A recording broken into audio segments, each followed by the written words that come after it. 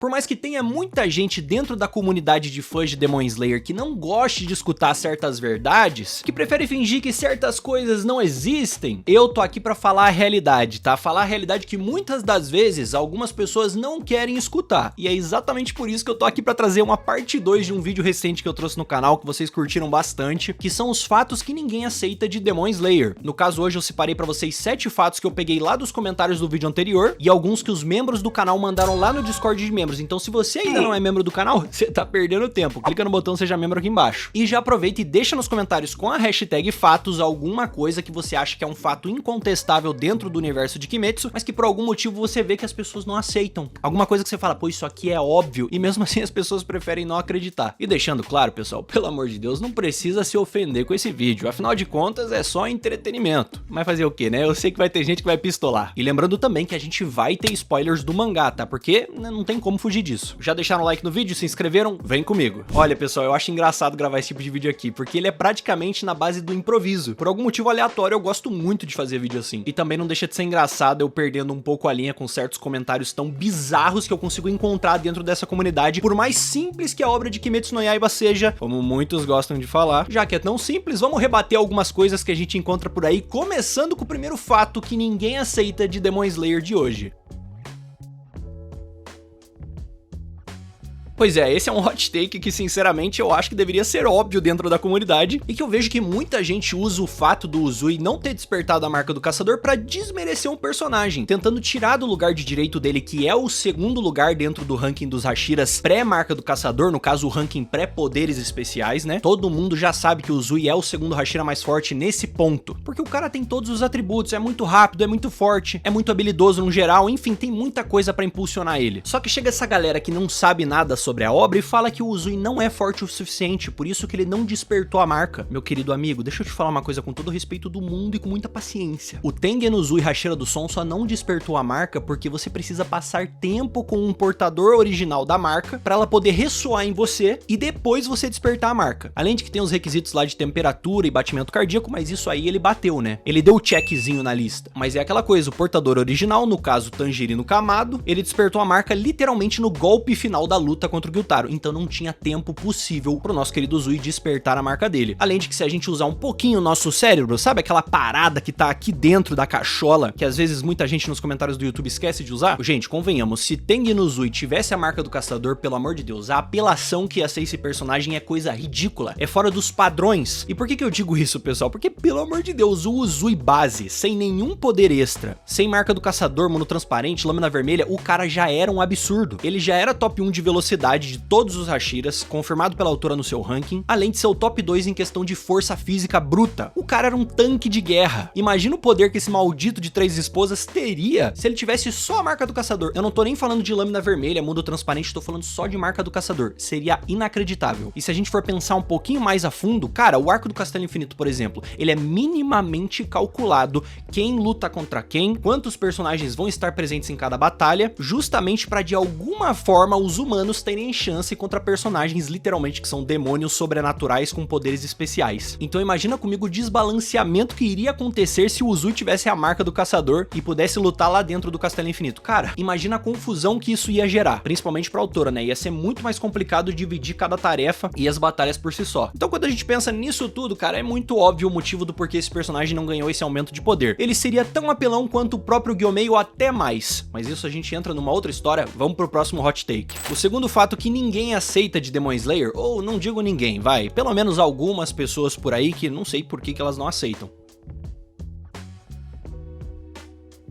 E isso deveria ser óbvio, gente. A gente tá falando do protagonista. Literalmente o único personagem durante a história, né, no ponto que a gente vai acompanhando, que consegue usar a maldita da respiração do sol, tirando o seu falecido pai. Não só isso, um caçador que literalmente chegou na batalha final conseguindo usar a marca do caçador mais do que qualquer outro personagem. Nosso menino Tangerina, que tinha conquistado já a lâmina vermelha e usado, né, aplicado essa técnica da lâmina vermelha muito mais vezes do que qualquer outro personagem. Mundo transparente pra ele, então, nem se fala. Estado altruísta também. também. E eu não preciso nem lembrar vocês de que ele masterizou a respiração do sol na batalha final contra o Muzan. Ou seja, se no início do arco do Castelo Infinito, lá na Batalha do Akaza especificamente, a gente já tem a confirmação por parte da autora criando um diálogo do Tomioka olhando o Tanjiro e afirmando com todas as palavras: Tanjiro, você já está no nível de um Hashira. Isso sem ele ter usado nenhuma habilidade super apelona, só trocando uns golpezinho padrão contra o Akaza. Ele já tava naquele nível. Imagina a versão do Tanjiro lá da luta contra o Muzan então. Não existe comparação, ele superou claramente todos os Hashiras, incluindo o próprio Gyomei. Por mais que o Gyomei seja um monstro em força física, o Tanjirina pelo combo e por ele ter o kit de habilidades completo que a obra apresenta, fica claro que ele ultrapassou todo mundo. E se você tem algum argumento pra dizer pra mim por que ele não teria ultrapassado todos os Hashiras, ou que seja só o Gyomei, eu gostaria muito de saber nos comentários, porque é difícil derrubar o argumento quando a gente tem todas as peças a favor do Tangerina. Vamos pro próximo. O terceiro fato de hoje, na verdade, não é muita gente que acha, ou talvez já teve algum ponto da vida aí que muita gente achou, no caso os fanboys do Rengoku.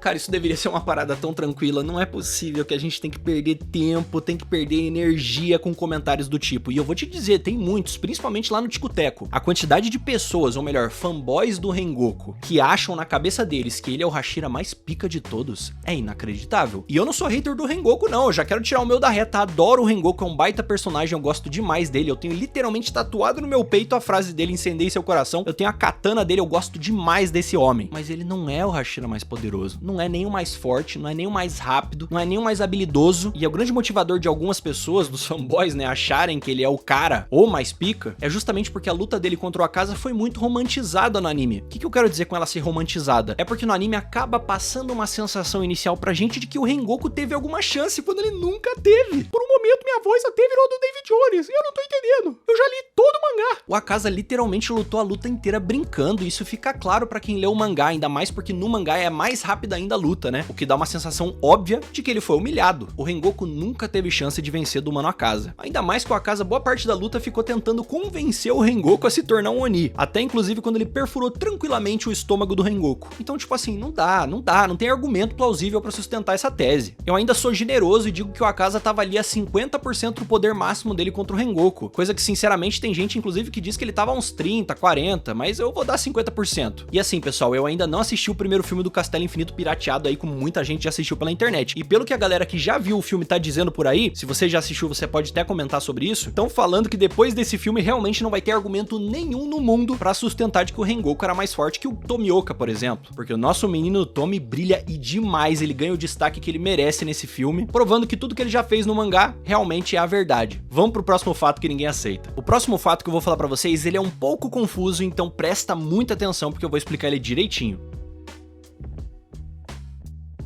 É meio estranho ter que explicar isso, porque muita gente não entende a situação do pai do Tanjiro. E eu realmente tenho certeza que não entende, porque de um lado da internet eu já vi vídeos e shorts, conteúdo vertical, né, longo, que falam que o pai do Tanjiro era um monstro, que ele era um ser muito poderoso. E tem um lado da internet que também faz vários vídeos que fala que ele era um fracote, que ele na verdade era um Zé Ninguém, e que morreria fácil. E aí eu fico, peraí, não é possível que seja tão discrepante assim, duas opiniões completamente diferentes. Beleza, eu sei que pode acontecer e tá tudo bem, mas não é como se o caso do pai do Tanjiro fosse super complexo pra ter essa discrepância de opiniões. Entende o que eu tô querendo dizer? E aí que entra o que eu acho, com base na minha interpretação da obra. A gente sabe o que de fato, o pai do Tanjiro conseguia usar a respiração do sol, no caso com base na Hinokami Kagura, do conhecimento que ele tinha da dança, porém ele não usava pra combate, porque ele não era um guerreiro, ele era só um pai de família. E além disso a gente também sabe que ele conseguia usar o mundo transparente, o estado altruísta de certa forma, e dizem que a marca dele tava meio que inativa, né, que ela poderia ser despertada a qualquer momento. Só que é óbvio que se pegar aquele pai do Tanjiro, no caso Tanjiro Kamado, e colocar ele pra lutar naquele estado, doente, contra qualquer 12 Kizuki, é óbvio que ele vai morrer, gente. Primeiro que o pai do Tanjiro, como eu falei, não é um espadachim, e ele não tem treinamento de combate. Tudo que ele tem é o puro instinto de sobrevivência, além de, claro, das habilidades naturais ali, que já são super OPs comparadas a qualquer ser humano normal. Se for comparar o Tanjiro Kamado com o Tanjiro no seu início de treinamento, ele é anos-luz mais poderoso do que o próprio filho ali. Mesmo que ele tivesse começando já a ter algum treinamento com espada, o pai dele ainda seria mais poderoso por conta do estado altruísta, do mundo transparente, da Hinokami Kagura, Kagura por si só, então é por isso que é importante interpretar legal. Se ele tivesse o treinamento com espada, treinamento básico eu tô falando, pra dominar ali o básico mesmo, e ele não fosse debilitado, no caso doente, o que claramente afeta fisicamente ele, né? Ele aí sim poderia se tornar um dos personagens mais poderosos da obra inteira, porque sem a doença, cara,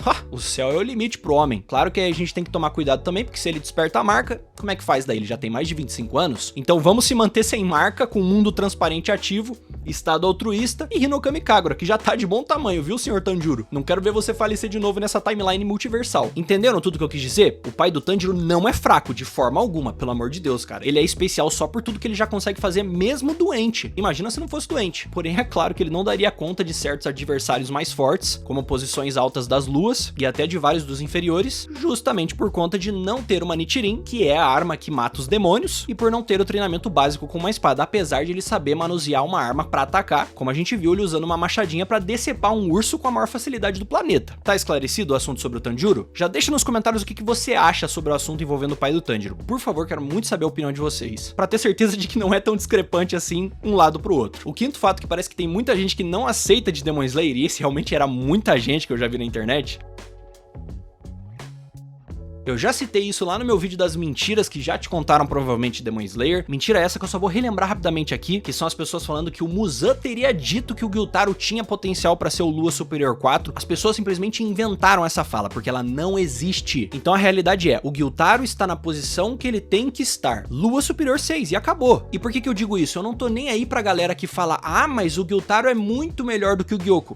E daí, pô, o que isso tem a ver? E deixando claro, eu concordo, eu também acho o Gyutaro um Lua superior melhor do que o Gyoko, mas isso não tira o fato de que as pessoas romantizam o Gyutaro por conta da sua agressividade. O jeito que ele se porta em combate, com toda a agressividade que ele tem, não justifica ele ser mais poderoso que o Gyoko só por causa disso. Até porque o veneno mortal que o Gyutaro tem, o Gyoko também tem. Só que o Gyoko tem uma arma mais poderosa do que o próprio Gyutaro, que é a habilidade Hit Kill que ele tem de transformar as coisas em peixe. O cara literalmente tem uma habilidade Hit Kill. Isso por si só, se fosse em qualquer outro personagem, já seria o suficiente. Mas como o Gyoko é um personagem tão bobão, tão tosco, que a gente olha e fala assim, não é possível que você é o Lua Superior 5. As pessoas querem desmerecer ele pra impulsionar o Gyutaro. Tá vendo como uma coisa não tem nada a ver com a outra? Sim, o Gyoko é um bobão. Sim, o Gyutaro é muito maneiro. Mas isso não é argumento pra impulsionar um e abaixar o outro. O Gyutaro tá na posição que ele tem que tá. E se você quiser ver um vídeo que eu fiz destinado a só esse assunto, dá uma olhada nos cards, nos vídeos relacionados por aí. Bora agora pro sexto fato.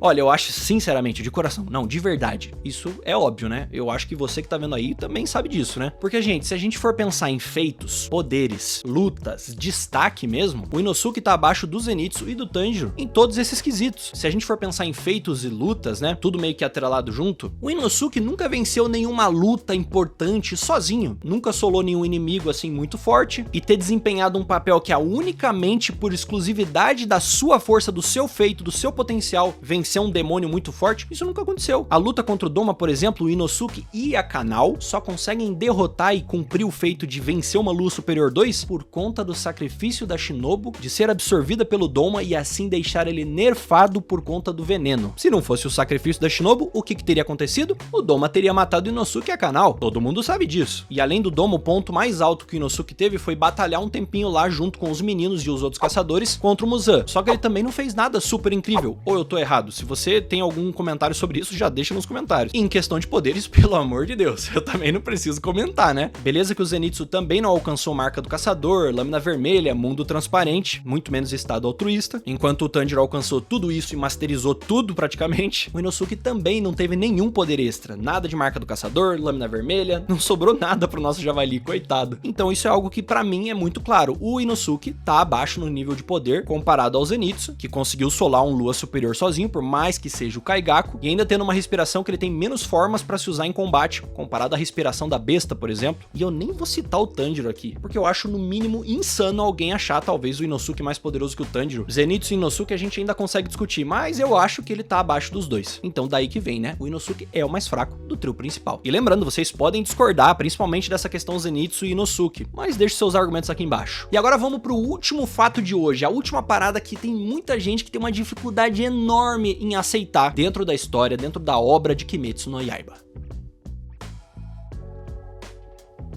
Presta muita atenção antes de me apedrejar. já, beleza? O que é o lance? As pessoas, elas reclamam da Nezuko não ter participado da batalha final, né, com mais destaque. Dizem que ela foi deixada de lado, né? Só que aí eu te pergunto, tá bom, vocês querem a Nezuko na batalha final? Então coloca ela lá na batalha final. O que ela ia fazer? Me diz exatamente o que a Nezuko, que nesse ponto da história tá meio que se transformando em humana novamente, por conta das drogas da Tamayo e da Shinobu, o que essa Nezuko faria no campo de batalha, ou até mesmo pior, dentro do Castelo Infinito? Me diz, não, por favor, vai.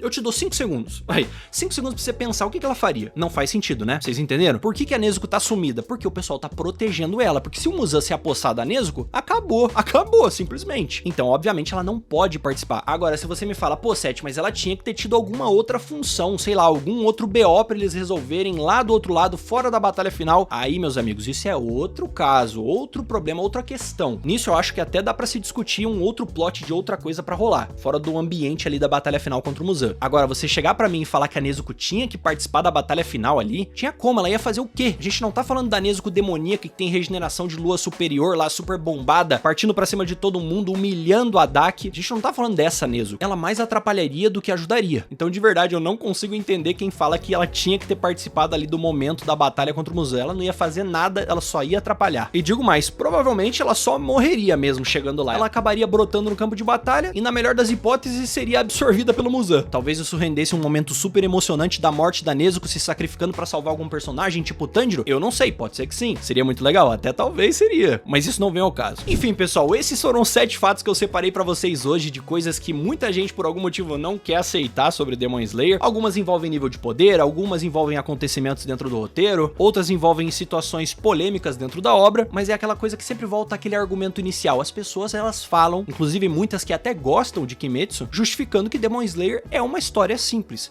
Mas se ela é tão simples, por que tem tanta coisa que as pessoas não conseguem interpretar? Ou, na verdade, elas interpretam e sabem a resposta, mas elas gostam de modificar a narrativa pra fazer jus ao que elas acreditam. Complicado, né? É difícil chegar numa resposta. Enfim, eu espero que vocês tenham gostado. Deixa nos comentários com a hashtag fatos, outros fatos que você aí conhece sobre Kimetsu pra eu trazer num próximo vídeo, se esse vídeo aqui performar bem. E se alguém se ofendeu, gente, é o que eu falei, é entretenimento. Calma, eu não perdi a linha tanto assim. Então é isso aí, galera. Eu vou ficando por aqui. Um abraço, até mais e falou!